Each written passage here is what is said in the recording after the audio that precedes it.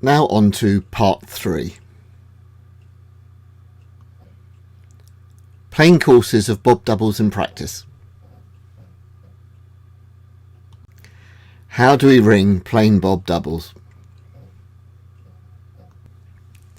First, let's consider the speed of our ringing. By that I mean the time it takes between our 2 successive blows. The higher the speed, the shorter the time between blows. For clarity, I won't include the effect of the open handstroke lead. When we ring rounds on 5 bells, 4 bells have to ring before your bell sounding and you ringing again. Hopefully there will be a nice regular tempo and the speed will be steady. This could be seen as a nice steady walk at a constant pace, as demonstrated by Bob here.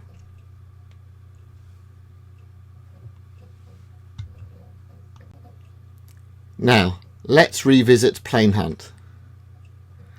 I'm sure that you've been told to hunt slowly out to the back, ring steadily once at the back, and then quickly as you hunt down to the front. So why is that?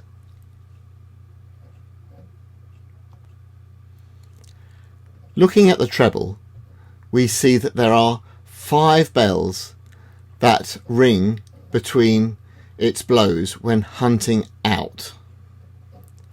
Here we go. So it's hunting out, 5 bells ring, and then you ring. Then once at the back,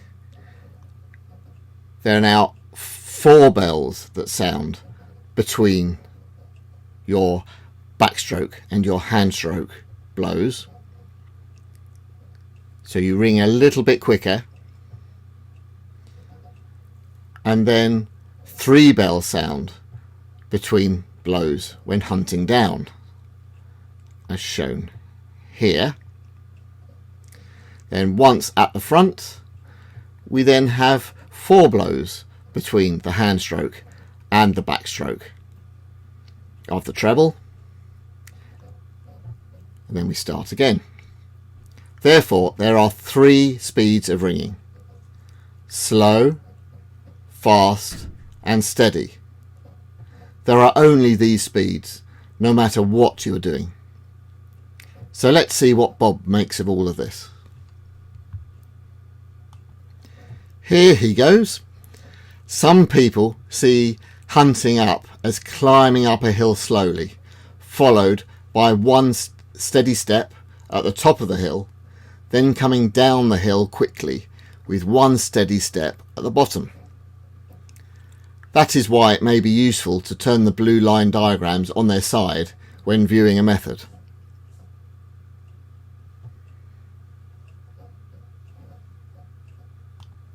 Now on to dodging. In plain bob doubles, the dodges are at hand and back.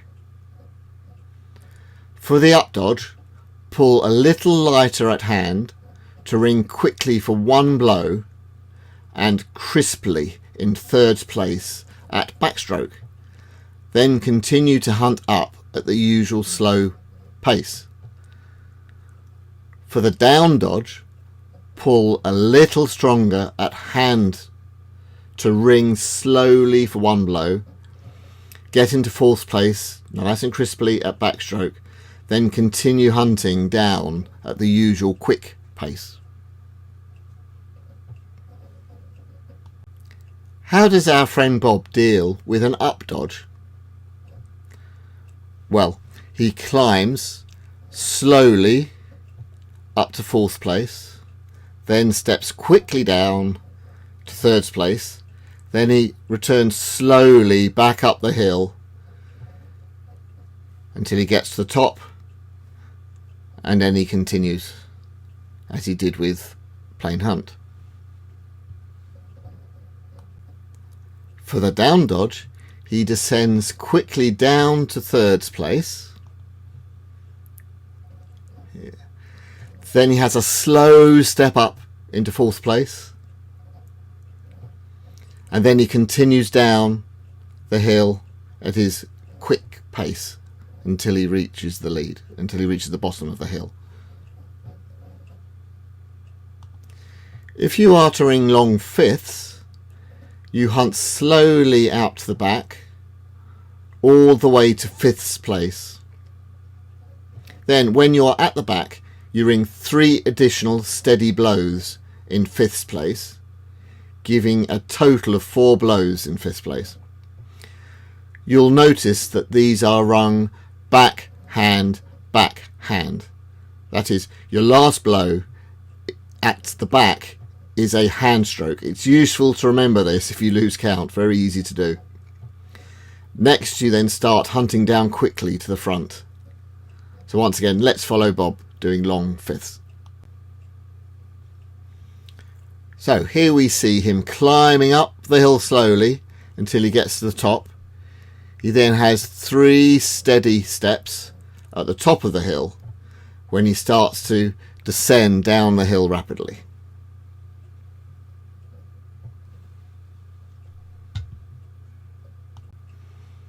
And finally, we look at making seconds.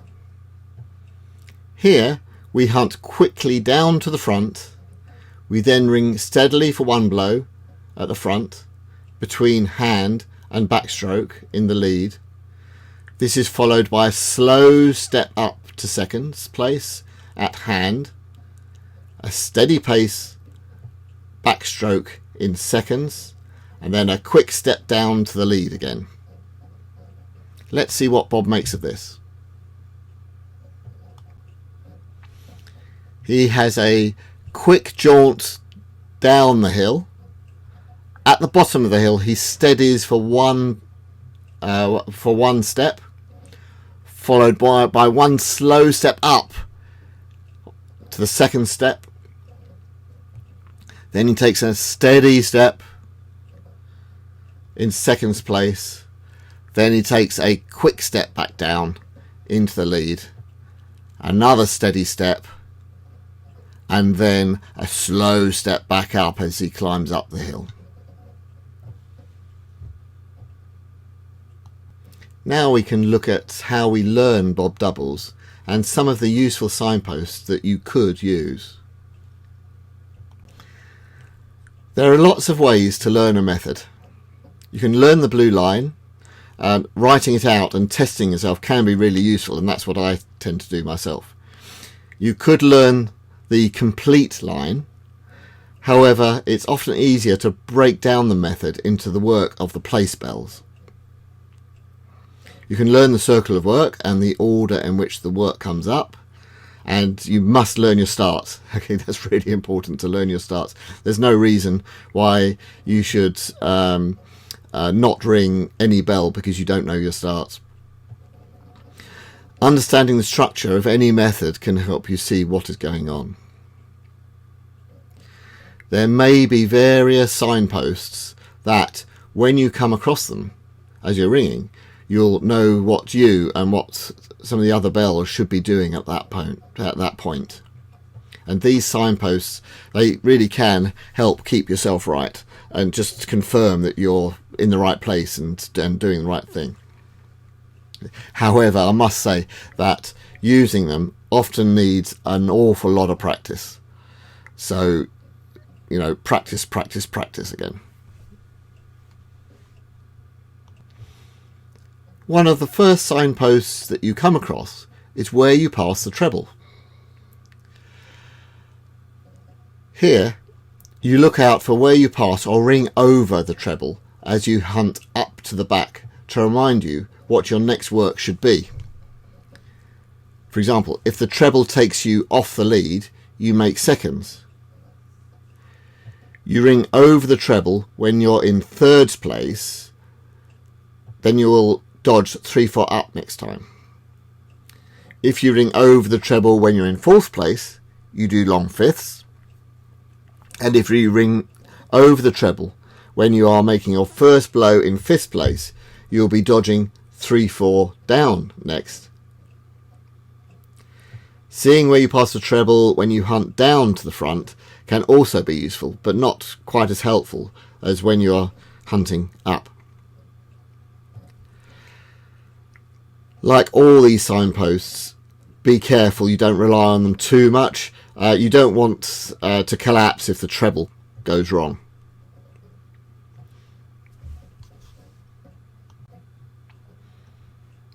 Okay, so here's what we mean by passing the treble. Let's follow the 2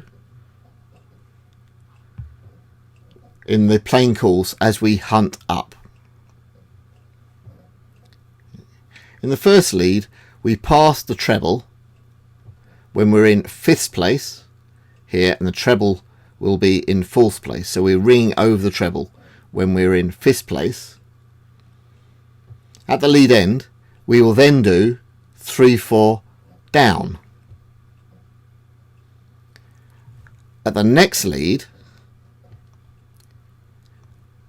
we ring over the treble when we are in 4th place here, and the treble is in 3rd place. Now that means that we will be doing long 5ths at the lead end. At the next lead, we will be ringing over the treble when we are in 3rd place, and the treble is in 2nd place. So at the lead end, we do our 3-4 up dodge. And finally, the next lead, we ring over the treble in 2nd place, which means we then make seconds.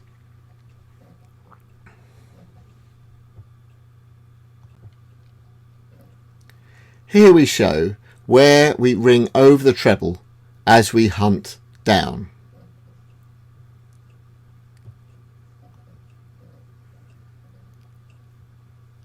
Okay, so if we ring over the treble when we are in 5th place here, and the treble is in 4th place, and we're just about to hunt down, that means we will ring, we will make seconds next time.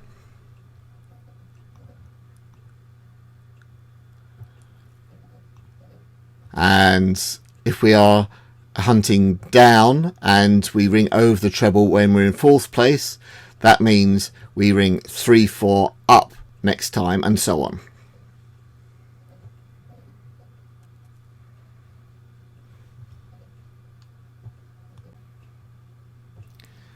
Now let's look to see if there are any signposts at the lead end. First, we will consider the plain lead end as shown here. The first thing to do is recognise your dodging partner. Your dodging partner is the bell you dodge with. You know that when you dodge 3-4 up, they should be dodging 3-4 down. When you're dodging 3-4 down, they will be dodging 3-4 up. As you make seconds, they will be doing long 5ths, and when you're doing long 5ths, they will be making seconds. Right, so when you are doing long 5ths, the first bell you ring over will be doing 3-4 down. So here, so you'll be doing 3-4 down. And the second bell you ring over will be doing 3-4 up.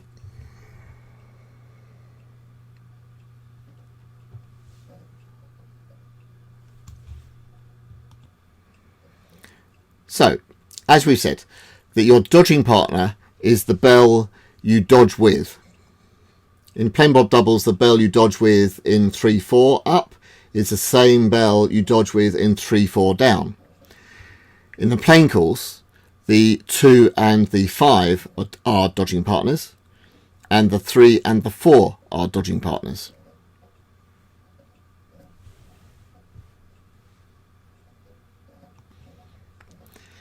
You may have heard the term course and after bells. These can be useful signposts.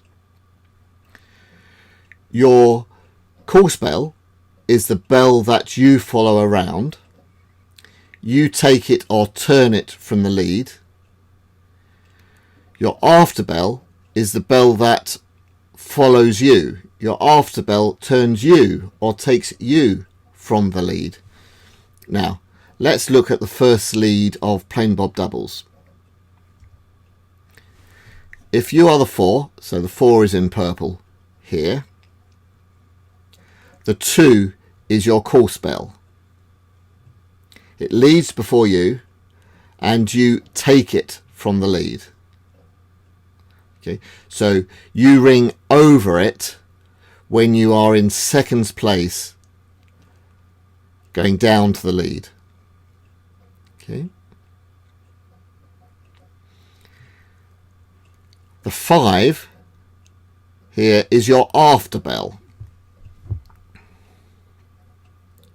It leads after you and takes you from the lead. Okay, so you come off the lead, ringing over your after bell in seconds place here. Okay, the bell that's not your course or after bell is your dodging partner.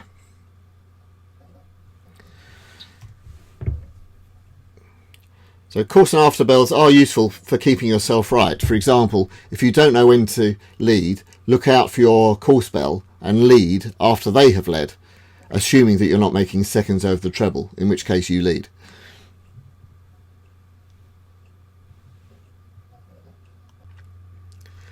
The coursing order is the technical term describing the order the bells follow each other around in the method. In plain bob doubles, the coursing order can be quite easily seen, as it's the order in which the bells reach the front and lead, or reach the back. So 2, 4, 5, 3, which is the coursing order of the plain course, and you may recognise this as the order of the bells that you ring over in plain hunt. From the coursing order you can get your course, after bells and dodging partners, so the coursing order can be very useful. But please don't learn by numbers, because as soon as a call is made in a touch, the coursing order will change, and so do your course and after bells. Please don't ring by numbers. Yeah, as I say, calls in touches mix up the coursing order, so there'll be far too many numbers to remember. Using rope sight whilst dodging is not easy, but it will come with practice. Recognising the bell you're dodging with is the first thing to do, so knowing your dodging partner gives you a real head start. You'll strike over this bell twice.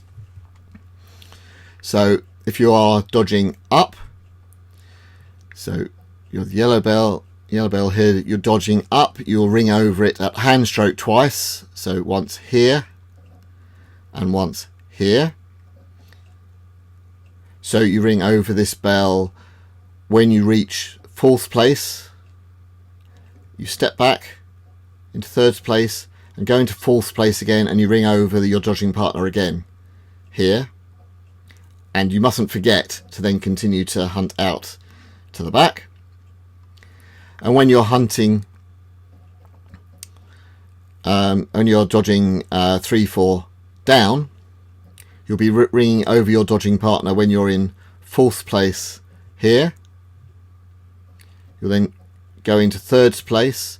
You'll step back into 4th place, ringing over your dodging partner, and then you hunt in to the lead. The other bells you ring over, they're harder to see, but that will come eventually as you gain more experience with rope sight. We have now reached the end of part 3 of this tutorial. We have looked at ways of learning the method, and our friend Bob has helped us with some of the practical aspects of ringing in the tower. There are a number of signposts that can be used to help keep yourself right and to help keep your confidence. I hope that some of these may prove to be useful. In part 3, we will look at touches which are usually used to extend the length of ringing beyond the plain course.